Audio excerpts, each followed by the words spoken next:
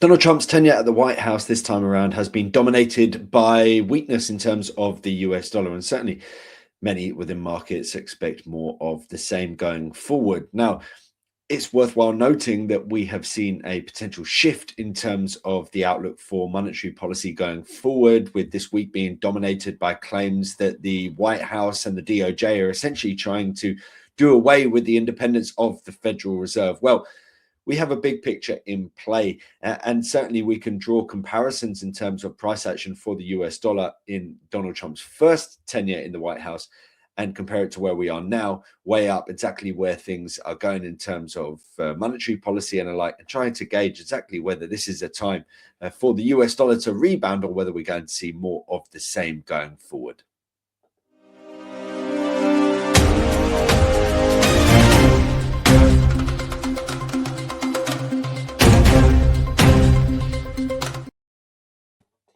So first and foremost, let's take a look here at the long-term view under Donald Trump. So you can see here with the orange line, that's how things played out for the dollar index last time around, post 2016 election.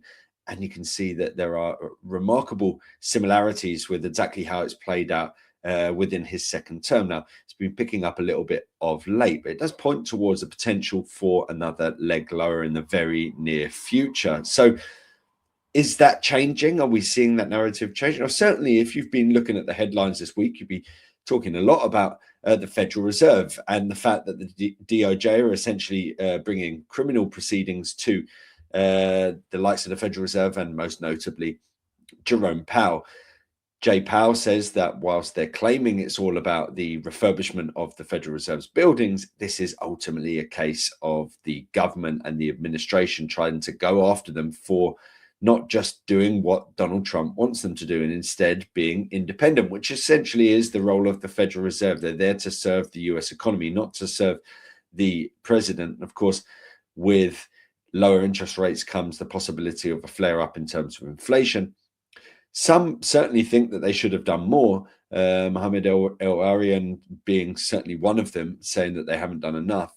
But ultimately, it should be down to the Fed to make that decision. Some would also say that they have been politicized in the past because we saw a 50 basis point cut as Joe Biden was trying to win the election over Donald Trump. Well, you might say that he is pro-Biden, but he's probably anti-Trump because he might have seen what's coming down the line, and it hasn't been great for him. Jay Powell probably will be looking forward to the day that he hangs up his boots. Hopefully he won't be in a prison by that point. But certainly it's not a great look, quite frankly, what's happening over in the US, and it does have potential knock-on consequences. In terms of the wider picture, you can also see here that the prospect of a rebound in the US dollar certainly does have the basis in history.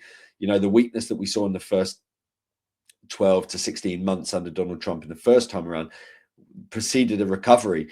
And so there's a possibility we see a similar kind of thing come to fruition. I guess the question mark here is, when would that recovery potentially come into play? Maybe we see 4 years of selling pressure for the US dollar, but maybe we don't.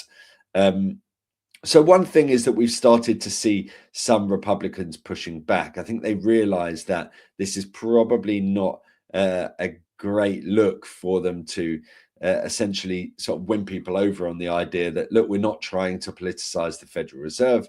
And so this coming at a time where, of course, they're about to try to nominate who's going to be the next Fed chair.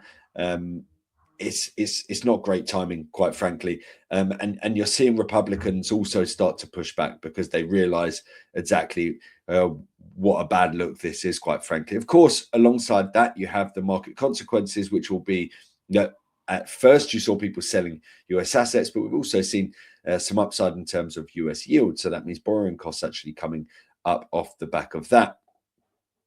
Also, and it may not necessarily highlight it in this headline, but what you see here is them saying Trump picked the worst possible time to go after Jay Powell. And part of that is because we have the hearing for Lisa Cook, yet another member of the Federal Reserve that he's gone after, tried to force her out, saying that she's been involved in mortgage fraud, and she hasn't gone down easily. She's gone down with a fight, or she's going down with a fight.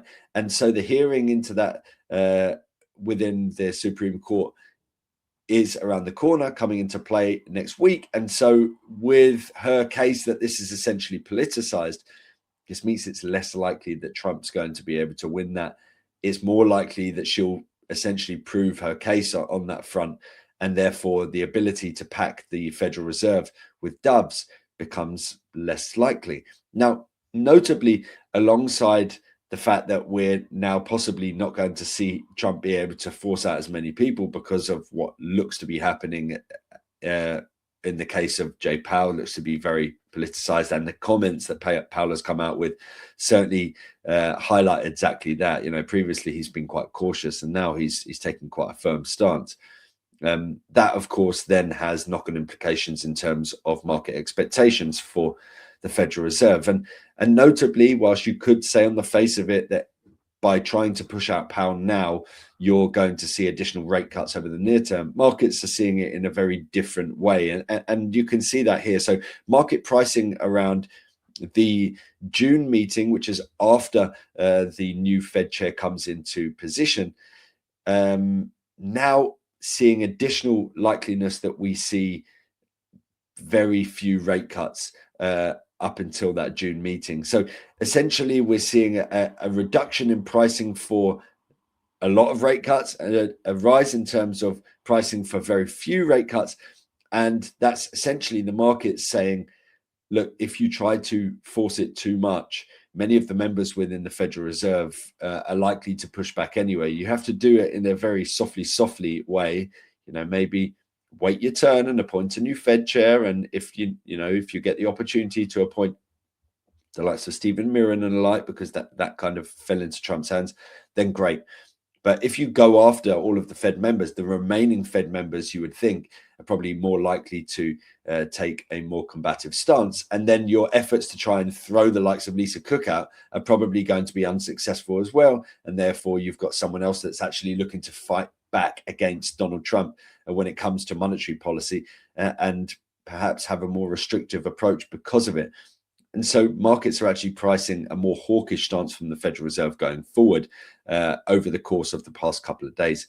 And that really comes in response to what we have been seeing in terms of the DoJ case against the Fed. Notably, we have seen, of course, this decline in terms of the dollar index, which we've got here. And that's gone hand in hand with a move in the yields or the bond market, where you can see the decline in terms of the 10-year yield over in the US relative to the Euro 10-year. And remember, the dollar index is heavily weighted towards the euro dollar. That decline has helped fuel the weakness in terms of the US dollar. And so it's a question mark of whether we're going to see a resurgence in terms of US 10-year yields. Part of that would come down to the perception of instability, and certainly the case against Powell really plays into that hand as well.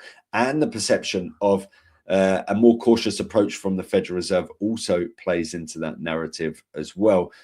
So really, this is a key one to be looking out for. Look out for the US 10-year yields. If we see sort of treasury yields on the rise over in the US, over the perception of instability in particular, over the perception of a more hawkish stance from the Federal Reserve, then that builds a narrative around potential strength for the US dollar. Of course, when you're looking at the US, they still have a fair way to go in terms of moving towards the sort of 2 to 3% that you're seeing elsewhere. But certainly, I think, you know, in terms of the perception around where rates are going to go, that likely will shift according to any of the sort of adjustments we see around the cases against Powell, the case against Lisa Cook, and things like that. So if Lisa Cook wins out, and even if we see Powell stay in power, but even, you know, if they push out Powell, you know, it's not the right way to go about making a very dovish Federal Reserve, and I think markets are certainly waking up to that. I mean, ultimately, if you put a new Fed chair in that doesn't have the kind of reputation that people within the Fed would follow, and it seems like too much of a Kevin Hassett sort of yes man, then, you know, are people really going to vote for rate cuts anyway, based on the fact that this Trump stooge has come into the White House, has come into the Federal Reserve? Probably not. And certainly when we look at the chart, you can see here that really interestingly, let's just get rid of my head.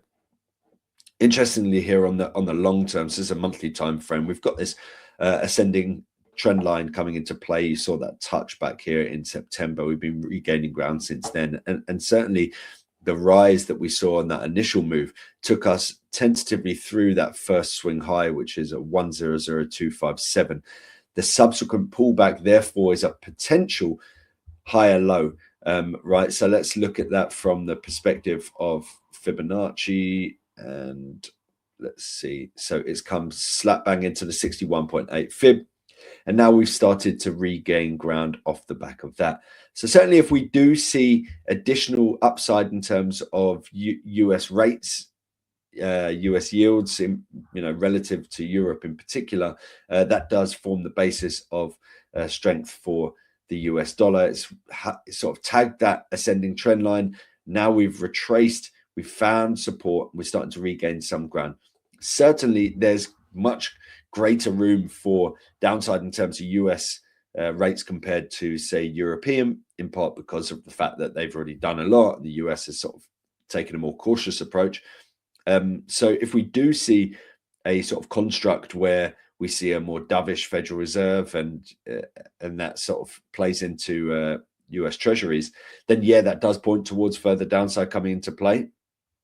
But I do think with what's happening in terms of Lisa Cook now, the hearing around that forms a potential narrative where we actually see a lot more of a resilient Federal Reserve that tries to almost prove its independence by holding off to a greater degree. So a lot going on. Donald Trump trying to get his way. He's trying to pack out the Federal Reserve with his own people and people that are essentially going to try to cut rates as much as possible. But it's not as easy as that, because there's the rest of the committee that needs thinking about, and the perception that they are trying to go after the Federal Reserve and remove their independence probably means we're going to see an even more cautious approach from the group going forward. And if we do see that, then it forms the potential basis for some strength of the US dollar. What I would say, though, is if we look back at that first chart, or if we cast our minds back to that first chart where you had the overlay between the